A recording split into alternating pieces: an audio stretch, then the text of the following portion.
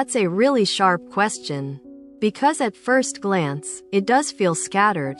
Like you're trying to follow one idea, and suddenly, it disappears, then shows up somewhere else. But here's the key shift. Maybe the Quran is not trying to behave like a book. Maybe it's trying to behave like a mind. Think about how you process something important in life. Let's say you're dealing with betrayal. You don't sit down and process it in one clean chapter, first definition, then explanation, then conclusion. No, it hits you in moments, a memory reminds you. A conversation triggers it, a random sentence suddenly makes it clearer. Your understanding grows, in layers. The Quran works in a very similar way. Instead of giving you a topic in one place, it revisits it, in different emotional states, in different contexts, from different angles.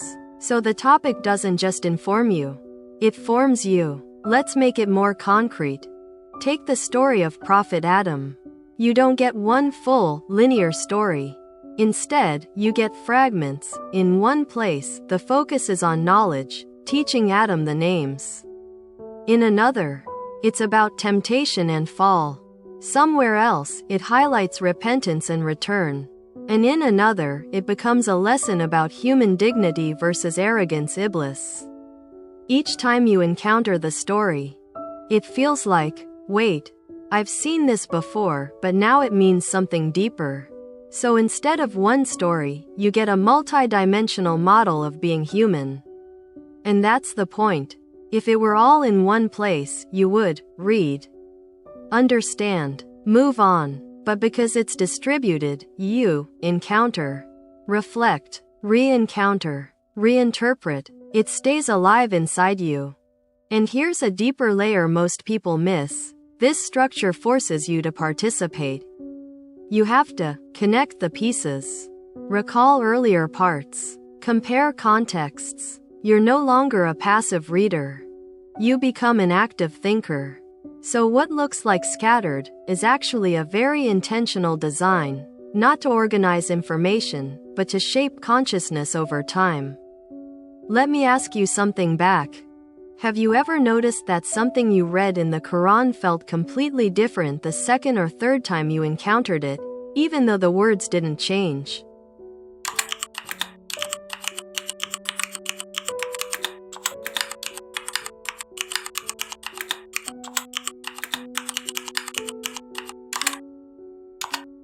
Great, now we're going one level deeper.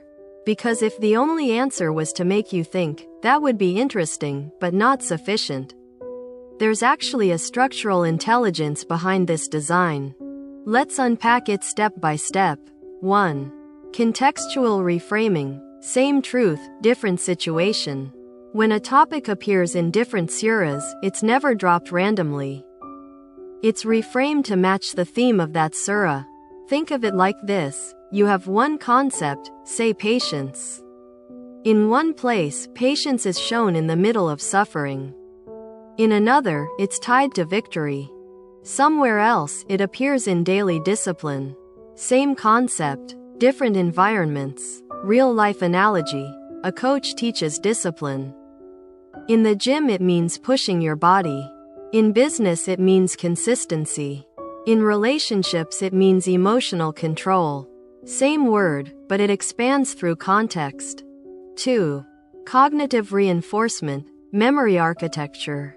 Repetition across different places strengthens retention. But not boring repetition, intelligent repetition. Instead of saying the same thing the same way, it does. Same core idea, different angle. That's actually how strong memory works.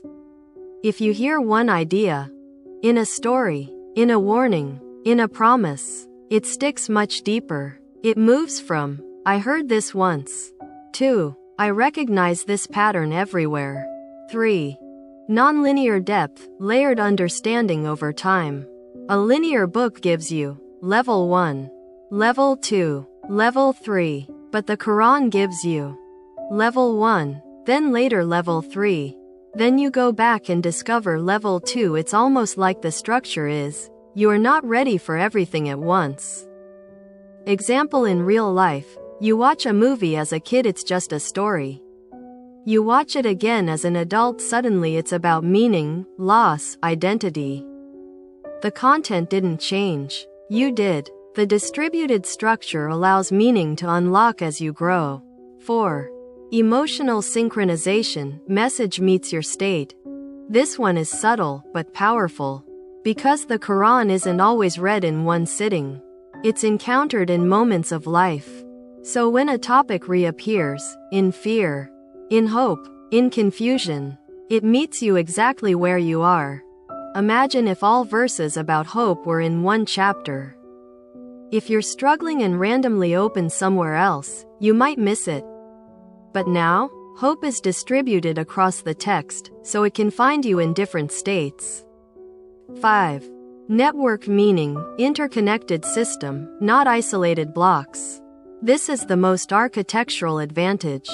Topics are not isolated, they form a network. When you connect, Adam's story, Iblis' refusal, human weakness, divine mercy, across different surahs, you start seeing a system of meaning, not separate lessons. It's like moving from reading separate articles. 2. Understanding an entire ecosystem. 6.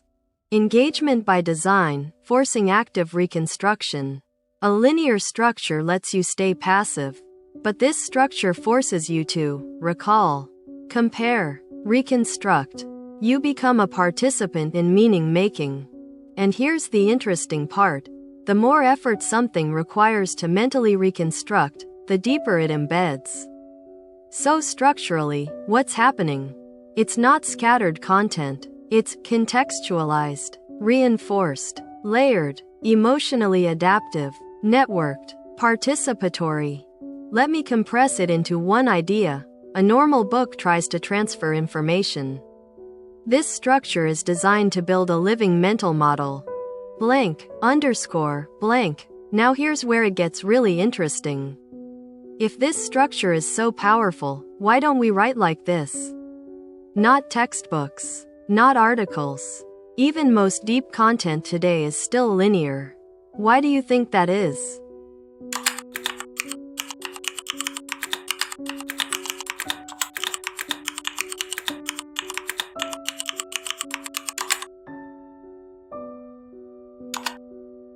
That question hits at something very real. Because if this structure is so powerful, why don't we use it? At first, it feels like we should. But when you look closely, there are some constraints we usually don't notice. 1. We optimize for speed, not transformation. Most modern writing is built for one thing: get the idea across as fast as possible. Think about it. Blog posts, textbooks, YouTube scripts. They all aim for clear, direct, efficient. But the Quranic structure is doing something very different: slow, recursive, transformational. Real life example. If I teach you how to invest, I'll organize it step by step, so you can use it immediately. But if I want to change how you think about money, I might need to revisit the idea across different situations. That takes time, and modern audiences often don't have patience for that. 2. Linear structure is easier to control. When you write linearly, you control the flow. You decide what comes first, second, third. Everything is predictable. But in a distributed structure, you're creating a network, not a line. That requires precision across multiple sections, long-range coherence, the ability to make fragments click later. In other words, linear writing is like building a road. This kind of writing is like designing a city. Much harder to do well. 3. It demands a different kind of reader. Let's be honest, most readers today want quick clarity, immediate answers, minimal effort. But this structure demands participation. The reader has to remember, connect, reflect. And here's the tension. The deeper the structure, the higher the cognitive cost. So most writers simplify, not because it's better, but because it's more consumable. 4. Our goals are usually narrower. Most books aim to teach a skill, deliver knowledge, persuade. But the Qur'an is not just informing. It's shaping identity, rewiring perception, guiding behavior over time. That kind of goal requires a different architecture.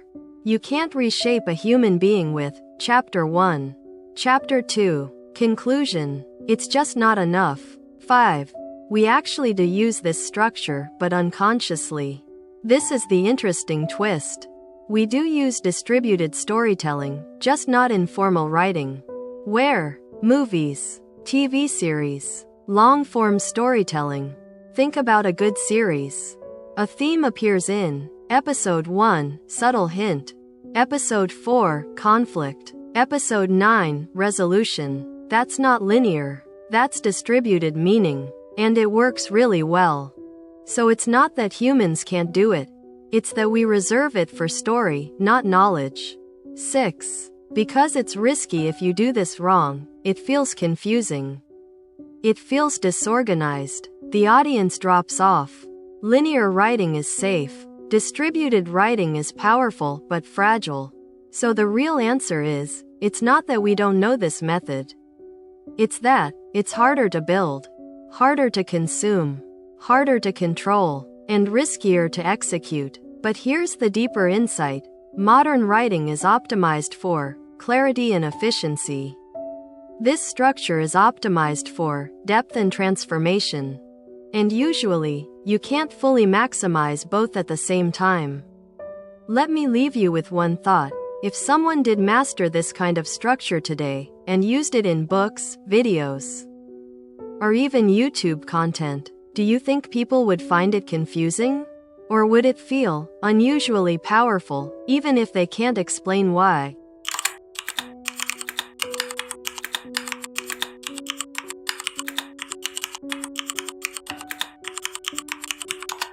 There's one subtle point that ties everything together, and most people miss it. This structure doesn't just deliver meaning. It controls timing. In a normal book, the author decides. You will understand this now. Everything is placed so the reader gets the idea immediately. But here, the text allows a gap between exposure, you see something, comprehension, you understand it. Think about real life. There are things you've heard before, many times, but suddenly, one day, they click. Same sentence, different moment, completely different impact. This structure makes that possible by design. It lets an idea sit inside you, incomplete. Then later, through another verse, another context, another moment in your life, it connects. And when it connects, it doesn't feel like, I learned something new. It feels like, I just realized something that was already there. That's a very different kind of learning. It's not imposed from outside. It emerges from within. So maybe the real difference is this. Most writing tries to close the loop immediately. This structure deliberately leaves loops open, so that you complete them later. And that might be why it stays with people, not just as information, but as something that keeps unfolding over time.